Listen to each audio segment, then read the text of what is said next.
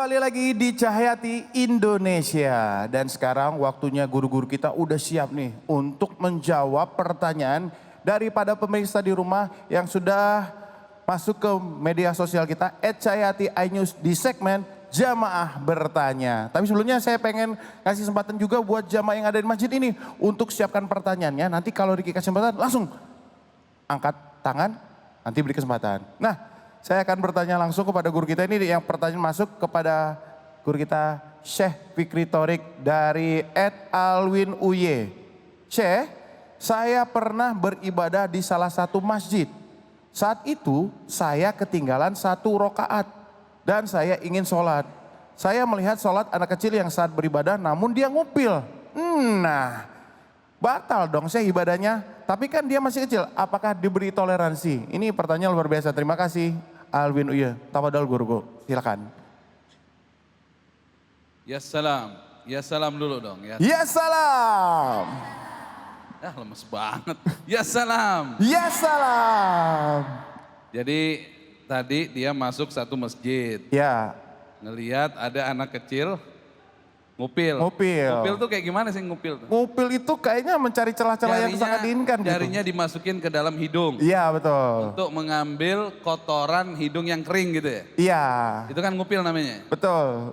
Ya sebenarnya gerakan sholat itu kalau menurut madhab Imam Syafi'i jangan lebih dari 3 harokat.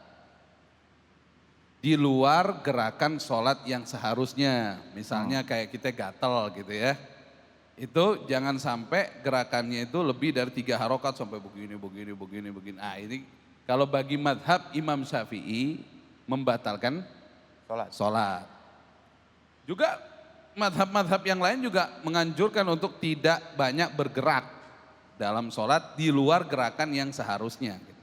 Termasuk ngupil itu. Namun yang dilakukan anak kecil itu, kalau ngupil itu tidak, selama tidak bergerak sampai tiga gerakan ya tidak membatalkan sholat. Ya anak kecil. Dan gini, kotoran yang najis itu adalah kotoran yang keluar dari 2 lubang. Kubul dan dubur. Artinya kemaluan depan dan belakang. Kubul dan dubur. Kan ada 5 nih, 5 lubang nih di tubuh kita nih. Mulut, terus hidung, telinga, kubul dan dubur.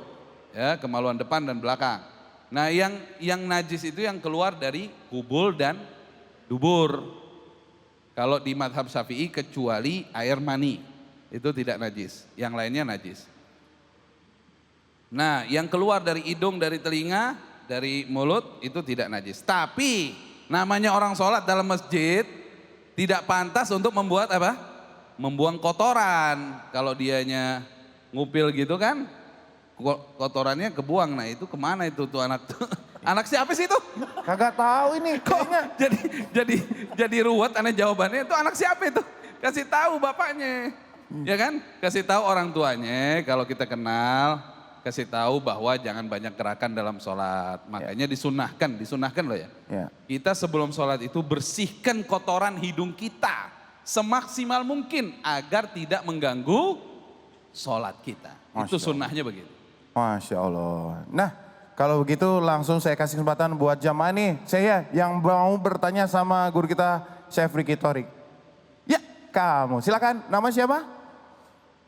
Saya Lydia dari Sepatan Tangerang, Majelis Talim An-Nur. Ya. Ingin bertanya, Syekh Fikri, ketika kita sedang sholat dan saat kita hendak sujud, ada seseorang yang lewat di depan kita. Nah, bagaimana ini Syekh? Jadi waktu pengen sujud, ada orang yang lewat. Ini mungkin sholat sunnah kali ya. Iya. Nah, pertanyaannya saya bukan itu saya. Siapakah ya orang yang lewat itu saya? nah kita nanya lagi tuh yang lewat siapa itu? Hah? Nah jadi begini, oleh karenanya dalam Islam itu kita disunnahkan oleh Nabi kita Muhammad Sallallahu alaihi wa alihi wasallam menaruh satrah. Ya, kita menaruh itu tuh, satroh itu kita taruh ya di depan kita. Itu satroh itu minimal tiga ini nih, tingginya nih. Ini satu ini nih apa namanya? Namanya, hah? Satu telapak nih, Iya. 3 telapak minimal. Tingginya 3 Tingginya. telapak. Iya. Nggak usah satu meja tinggi begini, nggak usah. Kita kasih batasan supaya menandakan kita sedang sholat. Kadang-kadang orang kan juga dia nggak ngeh kita sholat. Atau disangkanya kita lagi, apalagi tadi pas mau sujud lagi duduk mungkin dianggapnya tidak sedang sholat, dia lewat. Nah disunahkan juga apabila orang itu ada mau lewat di batas sholat kita sampai ke sujud, kita halangi dengan apa? Tangan. Tapi kalau orangnya maksa ya udah itu bukan apa? Bukan salah kita lagi. Bukan salah kita lagi. Itu kesalahannya dia. Kalau udah begini orang dia tetap begini. Ya ini jadi sholatnya jadi rusak. Ngadep begini kan jadi rusak sholatnya kan. Ada orang gitu emosi kan. Naudzubillahi min dzalik. Nah kalau duduk di antara 2 sujud, ada orang mau lewat, kita giniin. Kalau misalnya kita giniin, dia tetap mau lewat, ya udah kita kasih dia lewat, kita jangan sujud dulu. Jangan kita jadi di sholat tapi kitanya jadi kayak orang mau berantem gitu. Iya. Jadi orang pas mau lewat, malah kita paksain sujud juga. Ayo mau lewat mana lu kan. Jadi kan sholat kita jadi rusak. Ngerti ya? Contoh begini nih, ini kan begini nih ya. Ya kan? Ini kan duduk di antara 2 sujud. 2 sujud. Begitu orang mau lewat gitu kan kita giniin. Iya. Lah kagak mau, kita langsung sujud begini, ayo. Kan kacau. Mesti udah biarin aja dia udah maksa lewat ya, biarin aja.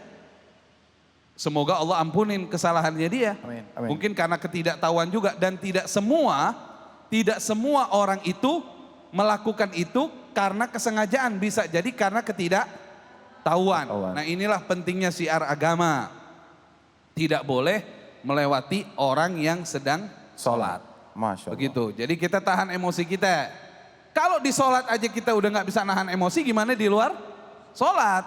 Nah jadi orang itu sudah lewat, baru deh kita sujud. Makanya kita diajarkan untuk urusan sholat ini, kata Nabi SAW, Sallu kama ra'aitumuni usolli. Sholatlah kamu seperti aku sholat. Makanya narok kita.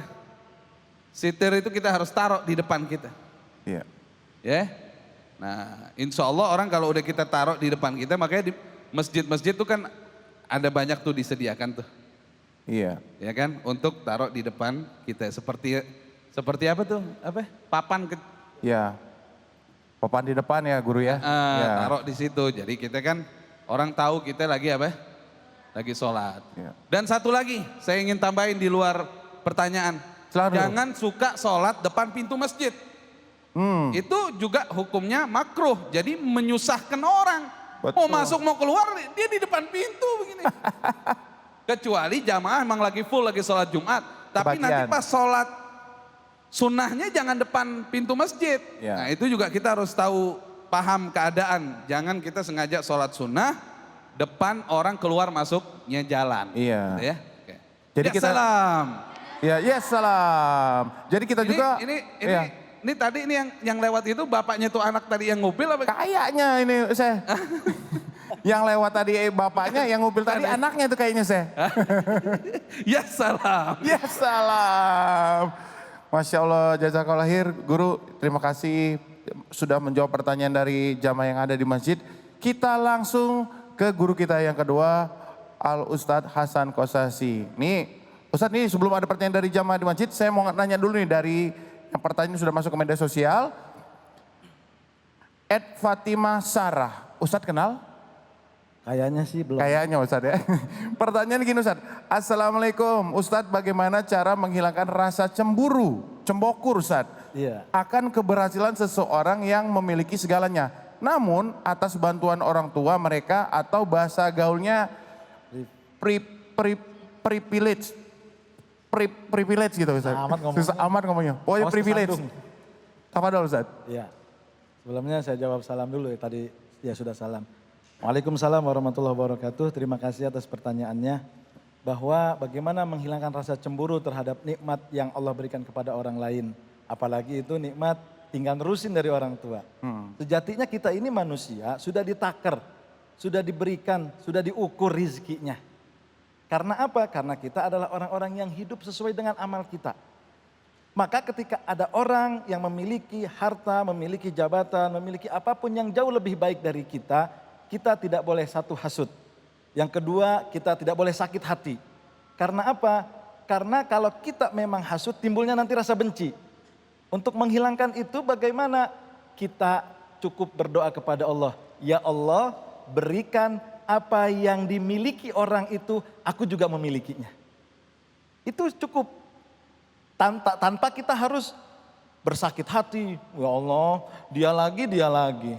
Mobilnya baru, handphonenya baru, ininya baru, itunya baru. Capek hati kita. Tapi kalau kita kembalikan kepada Allah, ya Allah, aku minta saudaraku kau berikan rizki yang begitu luar biasa, rizki yang istimewa. Maka aku pun pengen ya Allah, berikan apa yang kau berikan kepada saudaraku yang sungguh luar biasa itu. Itu caranya. Jadi hati kita akan lost, akan tidak memikirkan, akan tidak sakit hati. Kan yang capek itu orang dapat nikmat, kita dapat sakit. Benar nggak? Orang beli mobil, kita beli obat karena pala puyeng. Jadi kita losin aja, jangan pernah hasut, jangan pernah iri, jangan pernah dengki. Slow Ustadz ya, slow ya, woles aja ya, woles begitu. gitu ya. Yang harus dicermati adalah kenapa Allah memberikan rizki kepada orang itu. Siapa tahu orang itu ibadahnya jauh lebih hebat dari kita. Siapa tahu dekatnya dengan Allah jauh lebih dekat daripada kita. Dan disitulah nanti akan ada kemuliaan dalam diri kita. Walaupun kita tidak punya, tetapi kita merasa bergembira terhadap nikmat yang Allah berikan kepada orang itu. Sehingga kita pun nanti akan diberikan oleh Allah rizki yang sama. Amin. Begitu mikirnya. Jadi kalau lihat orang beli mobil, set gitu lihat. Wah, kita lihat mudah-mudahan saya bisa beli begitu ya Ustaz. Iya, Salawatin aja mudah-mudahan dulu ya saya gitu ya. bisa. Insya Allah. Karena doa mukmin itu sama seperti melempar bola. Kita doakan orang lain, Allah akan memberikan apa yang kita doakan. Nah, tapi kalau lihat pasangan orang gimana tuh Ustaz? Pasangannya nih. Waduh, pasangan dia nih. Gimana tuh Ustaz? Jangan dideketin juga. Dosa. Kirain nanti kita dapat pasangan yang sama. Jangan Ustaz ya, nggak Iya. boleh ya. Jangan ya. Wah, Mas Riki tinggi, saya kurang. Tinggal pakai high heels. Jazakallah khair Ustaz, terima kasih. Sama. Ilmunya ini ada pertanyaan dari jamaah di masjid. Ayo, siapa yang mau tanya? Ada yang mau nanya? Itu dia. Silakan, namanya siapa? Assalamualaikum warahmatullahi wabarakatuh. Waalaikumsalam warahmatullahi wabarakatuh. Perkenalkan, nama saya Fatmawati dari Majelis Taklim Anwar Fatmawati. Selatan Tangerang. Daerah Blok Fatmawati M namanya. Ustaz. Fatmawati Fatmawati. Blok M ya? Blok Dari M bukan sih? Sepatan. Hah? Sepatan Tangerang. Oh bukan dari Blok M Fatmawati bukan ya? Bukan. Oh, Saya silakan pikir dari silakan. Jakarta. Oh Mohon namanya. bertanya Ustadz, apakah orang yang telah berbuat maksiat itu akan diampuni dosanya di masa lalu? Orang yang pernah melakukan kesalahan, orang yang pernah melakukan kekhilafan dan dosa, ketika dia istighfar, bagaimana status dosanya? Itu hak prerogatif Allah. Mau Allah anggap nanti dihisap, atau mau Allah tidak anggap dan tidak dihisap, itu hak prerogatif Allah. Yang penting kita istighfar. Wa idza fa'alu fahishatan aw zalamu anfusahum dzakarullaha fastaghfaru lidzunubihim. Orang-orang yang melakukan perbuatan keji, orang-orang yang melakukan dosa dan kesalahan, maka buru-buru ingat Allah dan beristighfar. Kalau sudah istighfar bagaimana? Allah yang mengampuni. Allah yang akan menganggap atau tidak dosa kita nanti dihisap. Tapi yang jelas, kalau kita memang orang-orang yang pernah melakukan kesalahan, stop kesalahan itu. Jangan pernah kita teruskan. Sebab apa? Catatan akan rapih. Tetapi sekali lagi, kita tidak boleh menghakimi. Kita tidak boleh menghukumi karena semuanya adalah hak prerogatif Allah. Allah berhak untuk menghapus dosanya setelah bertaubat. Atau tetap akan memberikan catatan amal itu setelah bertaubat. Kesalahan itu tetap disimpan atau tidak, itu adalah hak Allah. Mau membalas atau tidak, itu adalah hak prerogatif Allah. Tapi para ulama mengajarkan bahwa ketika kita orang-orang yang banyak salah, banyak dosa, buru-buru istighfar, Allah akan menghapus. Karena dulu ada seorang preman datang kepada seorang kiai, dia sudah membunuh 100 orang, dia sudah berapa kali tidur dengan perempuan, sudah berapa kali dia berjudi. minum minuman keras, tetapi dia diberikan jalan untuk bertaubat dan pergi ke kampung yang tempat dia taubat dari tempat dia yang ahli maksiat. Dan di tengah jalan akhirnya belum sempat melakukan ibadah, baru dia bertaubat. Ternyata Allah sudah ambil menjadi ahli surga. Masya Allah. Karena apa? Karena taubatnya. Jadi tetap husnuzon sama Allah. Tetap baik sangka bahwa ketika kita melakukan dosa itu, kita beristighfar, insya Allah Allah akan hapuskan dosa itu. Tapi ingat, jangan pernah kau lakukan lagi.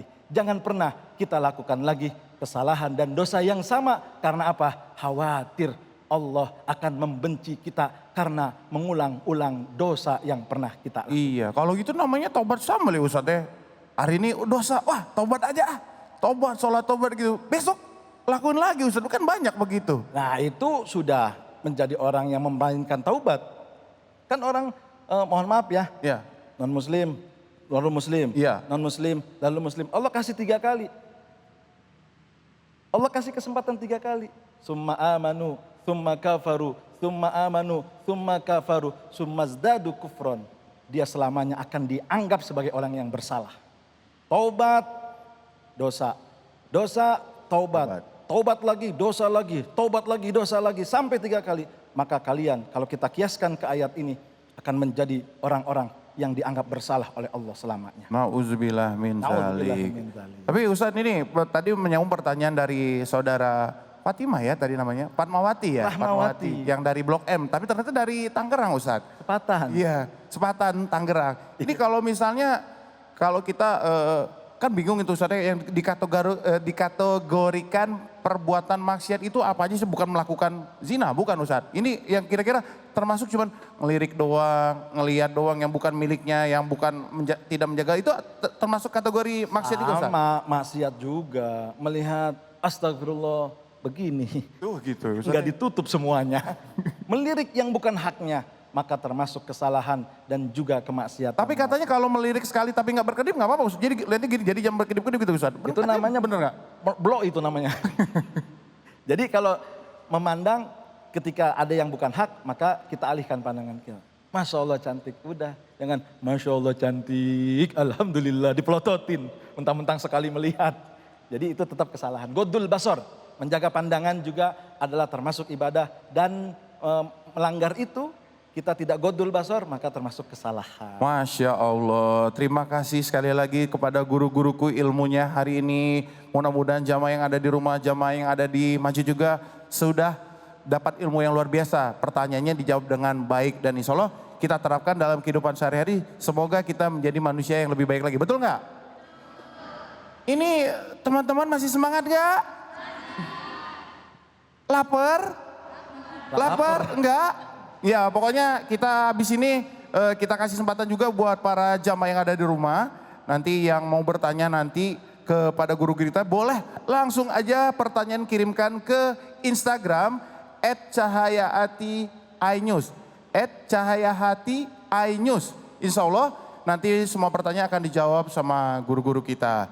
Jadi buat semuanya pemirsa yang ada di rumah dan jamaah yang ada di masjid.